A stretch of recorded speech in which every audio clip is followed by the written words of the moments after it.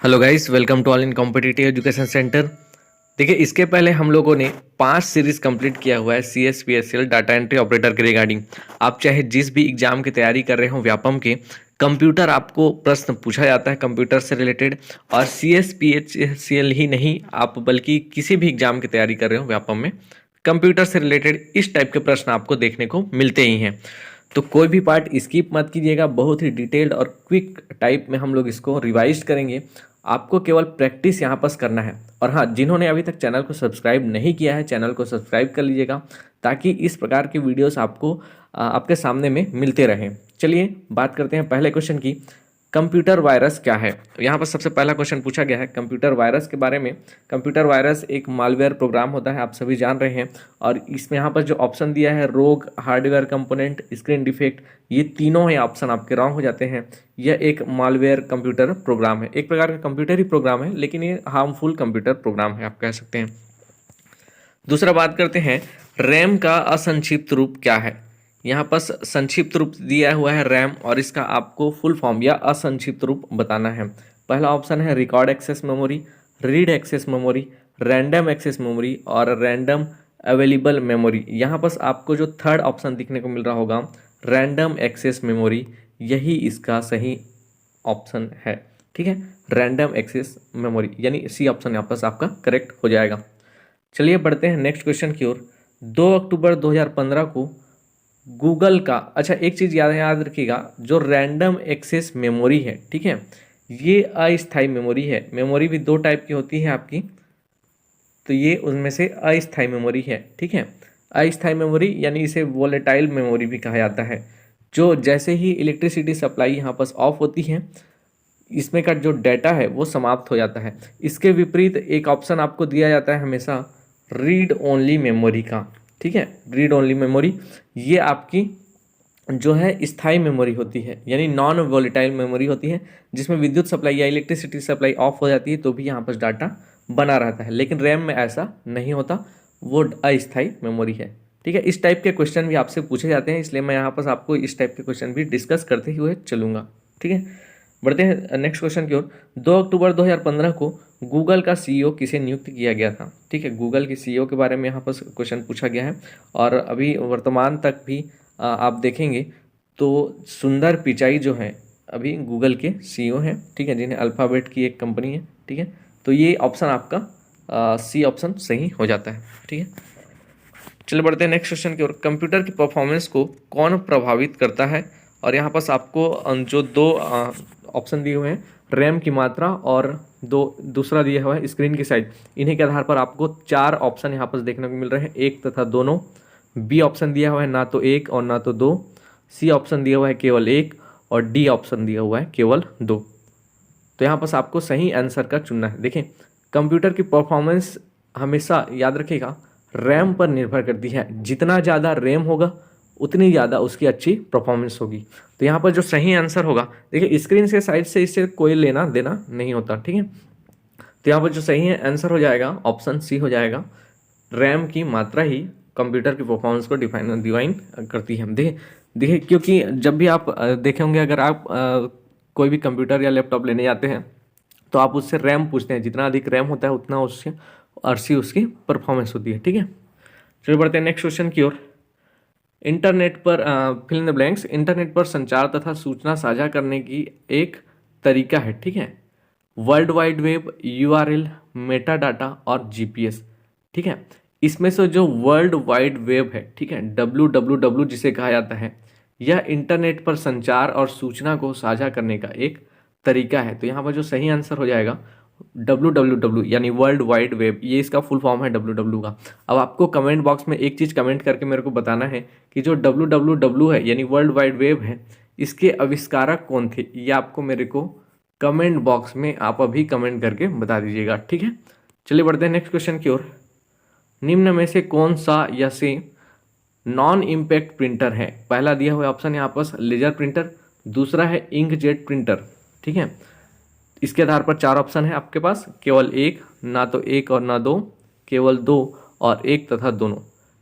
कौन सा non impact printer है? अब देखिए, नॉन इम्पैक्ट प्रिंटर और इम्पैक्ट प्रिंटर, ये प्रिंटर के दो टाइप हैं।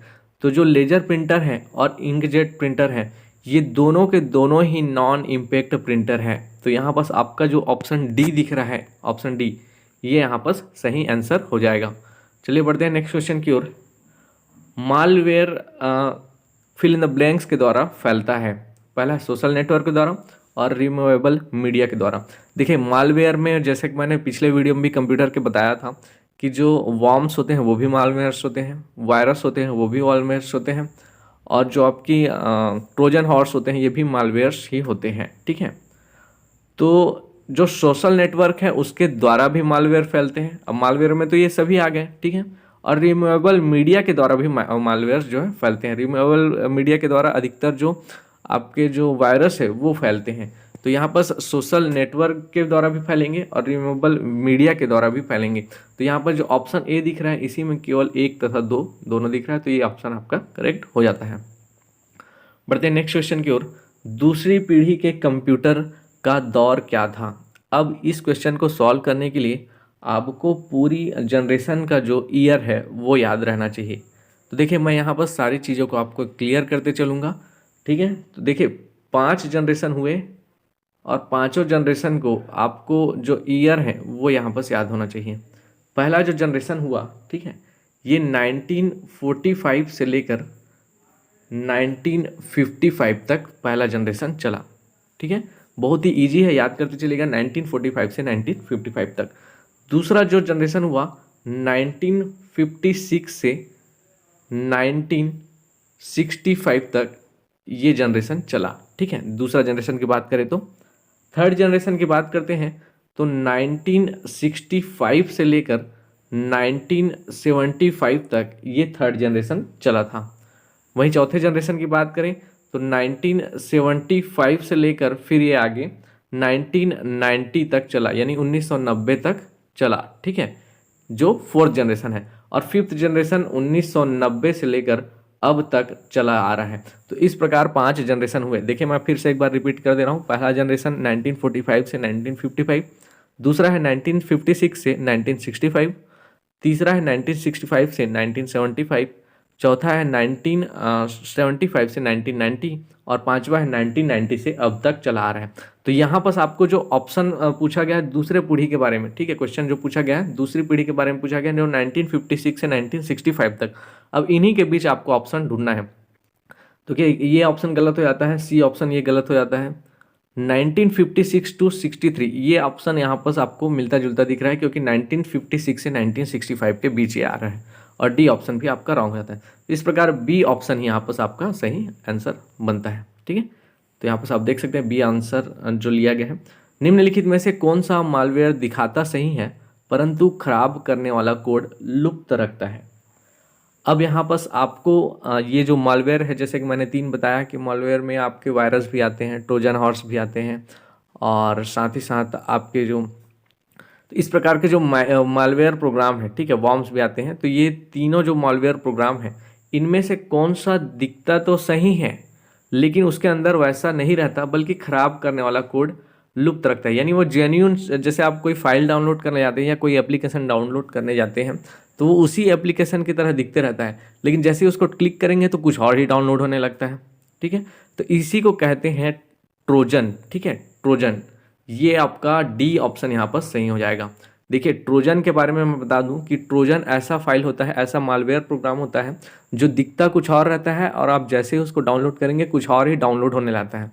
और जैसे ही आपको इसको अलाउ कर देते हैं अपने जो कंप्यूटर प्रोग्राम में, तो फिर यह उसको आपको हैक करने लगता है, एक प्रकार से उसको कंट्रोल करने लगता है, रिमोट कंट्रोल करने लगता है। ये ट्रोजन जो है हैकर्स के लिए एक रिमोट कंट्रोलर की तरह काम करता है। ठीक है, एक चीज़ और याद रखिएगा ट्रोजन हॉर्स के बारे में कि ट्रोजन हॉर्स कभी भी अपनी कॉपी नहीं बनाता है। ठीक है, जैसे वायरस अपने कॉपी करते हैं तो ये अपनी कॉपी नहीं बनाता है। यह क्वेश्चन भी पूछा गया है कि कौन सा मालवेयर प्रोग्राम अपनी कॉपी नहीं बनाता है, तो ट्रोजन हॉर्स अपनी कॉपी नहीं बनाता, और यह दिखता कुछ और है और डाउनलोड करने पर कुछ और ही डाउनलोड होता है। एक प्रकार से हैकर के लिए यह रिमोट कंट्रोल की तरह काम करता है।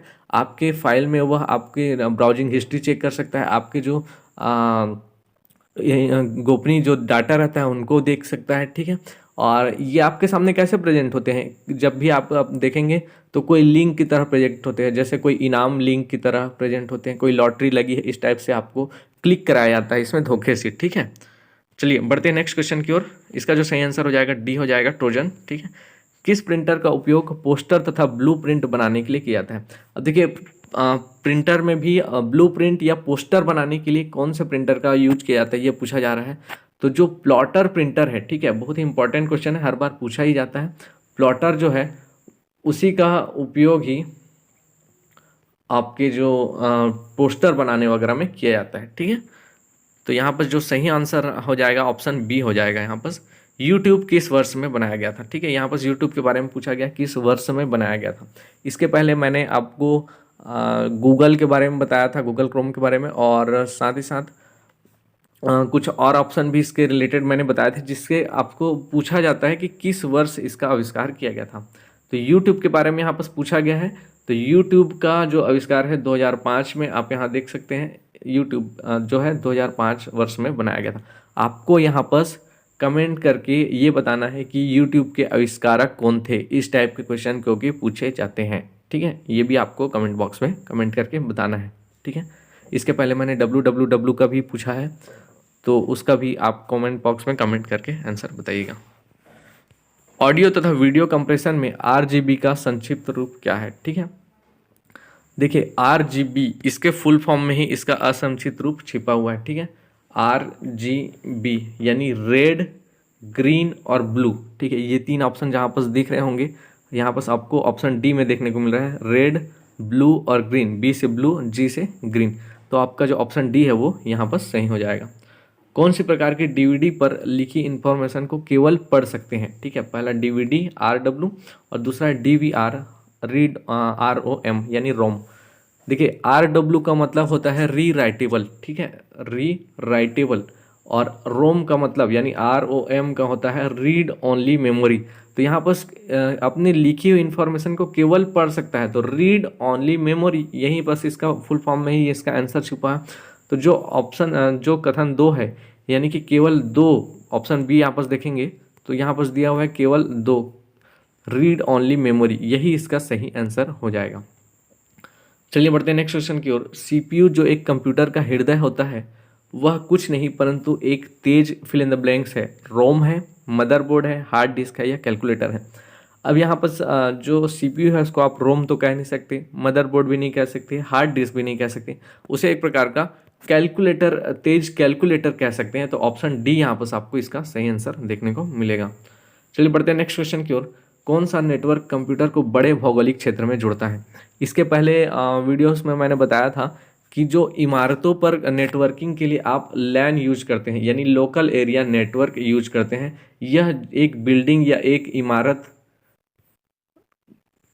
पर के लिए ये यूज होता है, ठीक है। जब भी आप एक बिल्डिंग में नेटवर्किंग करना चाहते हैं, एक ऑफिस बिल्डिंग में या एक इमारत में, तो इस प्रकार के लिए लैन यूज होता है। लेकिन जब आपको बड़े भौगोलिक क्षेत्र में नेटवर्किंग करना है तो इसके लिए वाइड एरिया नेटवर्क यानी वैन यूज होता है, ठीक है। ये ऑप्शन सी इसका करेक्ट आंसर हो जाएगा।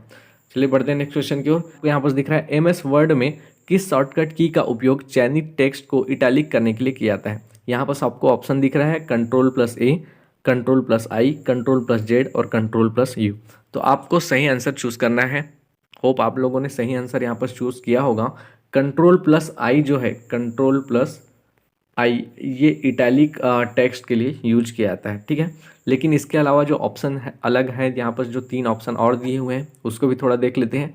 देखिए सबसे पहले बात करते हैं Ctrl+A। तो Ctrl+A सेलेक्ट ऑल के लिए यूज किया जाता है। सेलेक्ट ऑल के लिए आप Ctrl+A का यूज कर सकते हैं। वहीं बात करें Ctrl+J की, तो Ctrl+J अनडू के लिए किया जाता है। जो भी कार्य आप क्रिएट करते हैं उसको अनडू करने के लिए Ctrl+Z यूज किया जाता है, बहुत बार क्वेश्चन पूछा गया है। और वहीं बात करें Ctrl+U, तो Ctrl+U अंडरलाइन करने के लिए आपका यूज किया जाता है, ठीक है। तो ये आपको सारी चीज़ें याद रहनी चाहिए क्योंकि कोई भी क्वेश्चन यहाँ से पूछा जा सकता है। JPEG का असंक्षिप्त रूप क्या है? इस प्रकार से असंक्षिप्त रूप से आप देख पा रहे होंगे तो कई सारे क्वेश्चन पूछे गए हैं। तो आप इस टाइप के क्वेश्चन को हमेशा पूरे क्वेश्चंस को देखिएगा कि किसी भी चीज़ का असंक्षिप्त रूप क्या है, उसका फुल फॉर्म देखते चलिए, क्योंकि कोई भी टाइप का क्वेश्चन यहाँ पर पूछा जा सकता है। पहला दिया हुआ है जॉइंट पिक्चर एक्सपर्ट ग्रुप, दूसरा है joint photographic expert group, joint picture extra group और जॉइंट पिक्चर एक्सपोर्ट्स ग्राफिक्स। तो यहाँ पर जो सही आंसर हो जाएगा, आप देख सकते हैं यहाँ पर जो बी ऑप्शन है, यहाँ पर दिया है joint photographic expert group, JPEG का असंक्षिप्त रूप है। ठीक है, बढ़ते हैं नेक्स्ट क्वेश्चन की ओर। लेजर प्रिंटर इंक का इस्तेमाल करते हैं। अब लेजर प्रिंटर में कौन सा इंक इस्तेमाल होता है? लिक्विड इंक इस्तेमाल होता है, गैस के फॉर्म में होता है, सॉलिड यानी ठोस के फॉर्म में यूज होता है, या पाउडर के फॉर्म में यूज होता है? तो जब भी आप किसी फोटोकॉपी दुकान में गए होंगे तो वहाँ पर देखे होंगे, वहाँ शॉप में आपको जो प्रिंटर है, कभी उन्होंने कार्टेज चेंज किया हुआ तो उसमें जो इंक रहता है वो पाउडर के फॉर्म में रहता है। ठीक है, आपने अगर प्रिंटर यूज किया होगा तो ये सारी चीज़ें देखे होंगे कि उसमें जो इंक होता है पाउडर के फॉर्म में रहता है। तो ऑप्शन बी यहाँ पर करेक्ट हो जाएगा। MS वर्ड में कौन सा फॉन्ट एक स्टाइल नहीं है? इटैलिक, अंडरलाइन, सुपरस्क्रिप्ट और बोल्ड। तो देखिए ऑप्शन ए जो दिया है इटैलिक, अभी ने बताया कि फॉन्ट का एक स्टाइल है, अंडरलाइन भी स्टाइल है और बोल्ड भी स्टाइल है। लेकिन जो सुपर स्क्रिप्ट की बात करते हैं तो यह फॉन्ट का एक स्टाइल नहीं है। ठीक है, सुपर स्क्रिप्ट क्या होता है? जैसे आप लोगों ने लिखा, जैसे लिखा ए स्क्वेयर, तो ये जो स्क्वायर फॉर्म में ये आ रहा है, जो ऊपर में आ रहा है, इसी को बोला जाता है सुपर स्क्रिप्ट। ठीक है, कभी कभी इससे रिलेटेड आपको शॉर्टकट की पूछ दिया जाता है कि सुपर स्क्रिप्ट के लिए शॉर्टकट की क्या होगा। तो इसके लिए जो शॉर्टकट की है याद रखना है आपको, control plus shift plus plus, इन तीनों का यूज आप एक साथ करते हैं तो आपको सुपर स्क्रिप्ट मिल जाता है। इसके विपरीत एक क्वेश्चन पूछा जाता है सब स्क्रिप्ट से रिलेटेड, जैसे आप लोगों ने लिखा H2O, तो ये जो नीचे में 2 आ रहा है ये सब स्क्रिप्ट कहलाता है। ठीक है, इसके लिए भी शॉर्टकट की पूछा जाता है। तो कंट्रोल के साथ जब आप इक्वल टू यूज करते हैं तो ये आपको सब स्क्रिप्ट दे देता है। ठीक है, तो ये शॉर्टकट की भी आपसे पूछा जाता है, इसको याद रखते चलिएगा। ठीक है, इसका जो सही आंसर हो जाएगा सी ऑप्शन हो जाएगा। निम्नलिखित में से कौन सा आपकी कंप्यूटर में फीयर तथा कैपेबिलिटी जोड़ने देती है? Expansion slot, LAN port, serial bus और माइक्रो कंट्रोलर। ठीक है, तो यहाँ पर जो ऑप्शन ए हो जाएगा एक्सपेंशन स्लॉट, आपकी कंप्यूटर में फीयर तथा कैपेबिलिटी जोड़ने देती है। ठीक है, ये एक्सपेंशन स्लॉट ही होता है जो आपके कंप्यूटर में फीयर तथा कैपेबिलिटी जोड़ने देती है। नेक्स्ट क्वेश्चन की बात करते हैं। CD का असंक्षिप्त रूप क्या है? Compact disc, compressed data, compact data. तो जो ऑप्शन ए देखने को मिल रहा है आपको, कॉम्पैक्ट डिस्क, ठीक है, ये CD का असंक्षिप्त रूप है। ठीक है, ये एक ऑप्टिकल डिस्क होता है, याद रखिएगा CD जो है ऑप्टिकल डिस्क होता है। MS-DOS किस वर्ष में रिलीज हुआ था? ठीक है, MS-DOS के बारे में बताया, अभी मैंने यूट्यूब के बारे में बताया 2005 में रिलीज हुआ था। ठीक है, तो इसी प्रकार MS-DOS किस वर्ष रिलीज हुआ था? तो ये आपको याद रखना है 1980 में रिलीज हुआ था। मैं यहाँ बस गलत ऑप्शन को डिस्कस नहीं कर रहा हूँ, केवल सही ऑप्शन है उसको आपको डिस्कस करा दे रहा हूँ कि MS-DOS जो है 1980 में आविष्कार हुआ था इसका, यानी रिलीज हुआ था। सर्च इंजन का एक बहुत बड़ा डेटाबेस बनाकर रखते हैं। URL, कीवर्ड और वेब पेजेस। आपको यहाँ पर ऑप्शन दिया हुआ है 1 तथा 3, 1 तथा 2, 2 तथा 3 और 1, 2 तथा 3। देखिए सर्च इंजन जो आप सर्च करते हैं जिसके थ्रू, वो URL का यानी यूनिफॉर्म रिसोर्स लोकेटर्स का, कीवर्ड्स जो आप सर्च करते हैं उसका, और वेब पेजेस, तीनों का ही एक बहुत बड़ा डेटाबेस बनाकर रखते हैं।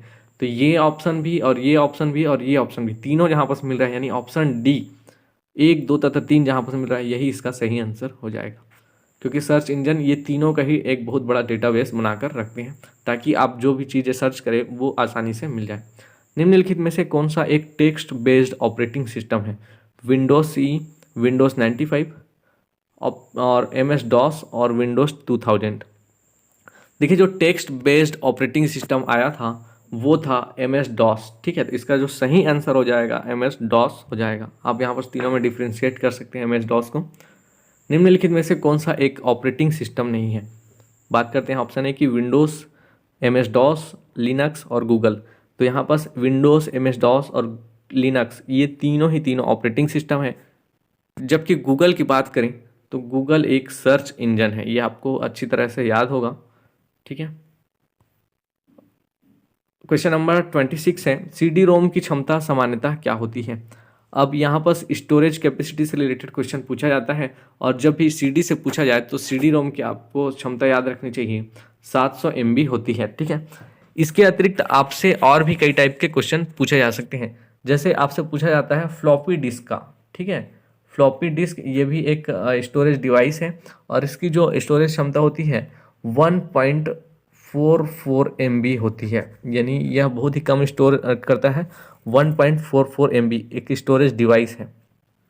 CD का मैंने बताया 700 MB के आसपास होता है, और DVD का आप याद रखिएगा 4.7 GB ये इसकी स्टोरेज कैपेसिटी होती है। वहीं अगर बात करें ब्लू रे डिस्क की, ठीक है, ब्लू रे डिस्क की स्टोरेज जो कैपेसिटी अक्सर पूछी जाती है, तो ये आप याद रखिएगा ब्लू रे डिस्क 25 से 30 GB तक स्टोर कर सकता है, ठीक है, ये भी आप याद रखिएगा। और एक और पूछा जाता है आपसे कभी कभी HVD, ठीक है, यानी होलोग्राफिक वर्सेटाइल डिस्क। इसकी जो स्टोरेज कैपेसिटी होती है वह 6 TB में होती है, यानी सबसे ज़्यादा स्टोर कौन कर सकता है? HVD, holographic versatile disc. आपको फुल फॉर्म भी याद रहना चाहिए, ये भी पूछा जा सकता है, ठीक है। चलिए बढ़ते हैं नेक्स्ट क्वेश्चन की ओर। इस क्वेश्चन का आंसर हो जाएगा ऑप्शन ए। निम्नलिखित में से कौन सी जगहें हैं जहां कंप्यूटर इस्तेमाल होता है? बैंक, स्कूल और कॉलेज। 1 तथा 2, 1, 2 तथा 3, 2 तथा 3, 1 तथा 3। देखिए, बैंकों में तो कंप्यूटर यूज होता ही है, स्कूलों में होता है और कॉलेजों में भी यूज होता है। तो इस प्रकार तीनों जगहें हैं जहां यूज होता है। तो ऑप्शन डी, ऑप्शन यहाँ पर कौन सा है? बी आपका सही हो जाता है, जहां तीनों ऑप्शन आपको देखने को मिल रहे हैं। तो ऑप्शन बी यहाँ पर करेक्ट आंसर हो जाएगा। JPEG किस प्रकार की फाइल्स को कंप्रेस करने के लिए इस्तेमाल किया जाता है? वर्ड फाइल्स को, ऑडियो फाइल्स को, इमेज फाइल्स को और वीडियो फाइल्स को। जैसा कि आपने अभी इसके ऊपर इसका असंक्षिप्त रूप देखा था, तो उसी से आप यहाँ पर डिफ्रेंशिएट कर सकते हैं ऑप्शन को। यहाँ पर जो इमेज है उसी फाइल्स को कंप्रेस करने के लिए यह यूज होता है, ठीक है। तो ऑप्शन सी इसका सही आंसर हो जाएगा। किसी कंपनी में काम करने वाला इंटरनेट एक छोटा प्रकार है, यानी फिल इन द ब्लैंक्स, किसी कंपनी में काम करने वाला एक इंटरनेट का छोटा प्रकार है। अब यहाँ पर जो आप इंटरनेट देख रहे हैं, इंट्रानेट, ऑप्शन डी, ठीक है, यह एक कंपनी, ये एक प्रकार से कह सकते हैं आप निजी नेटवर्क होता है। तो किसी कंपनी में काम करने वाले इंटरनेट का एक छोटा प्रकार है, यानी प्राइवेट नेटवर्क हो सकता है, बोल सकते हैं आप, जो अपने आसपास के जो ग्रुप्स हैं कंपनीज के, उसी में ही डेटा को ट्रांसफ़र करने के लिए यूज होता है। तो इंटरनेट यहाँ पर जो सही आंसर हो जाएगा कि किसी कंपनी में काम करने वाला इंटरनेट का एक छोटा प्रकार है, ये एक प्रकार का निजी नेटवर्क होता है, ठीक है। बढ़ते हैं इस लास्ट क्वेश्चन की ओर। माइक्रोसॉफ्ट वर्ड एक फिल इन द ब्लैंक्स है, वर्ड प्रोसेसिंग प्रोग्राम है, कैलकुलेटिंग प्रोग्राम है, प्रेजेंटेशन प्रोग्राम है और स्प्रेडशीट प्रोग्राम है। देखिए, माइक्रोसॉफ्ट वर्ड की बात कर रहे हैं तो यहाँ बस यह वर्ड प्रोसेसिंग प्रोग्राम हो जाता है, ठीक है। स्प्रेडशीट की बात करें तो एक्सेल इसमें सही आंसर होता है। प्रेजेंटेशन के लिए आपका पावर पॉइंट सही होता है। माइक्रोसॉफ्ट वर्ड के बारे में पूछा है तो ये एक वर्ड प्रोसेसिंग प्रोग्राम है, ऑप्शन ए सही हो जाएगा।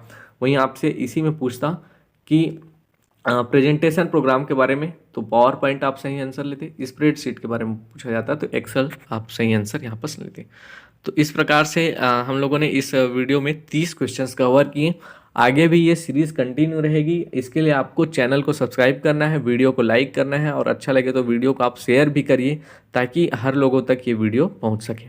धन्यवाद।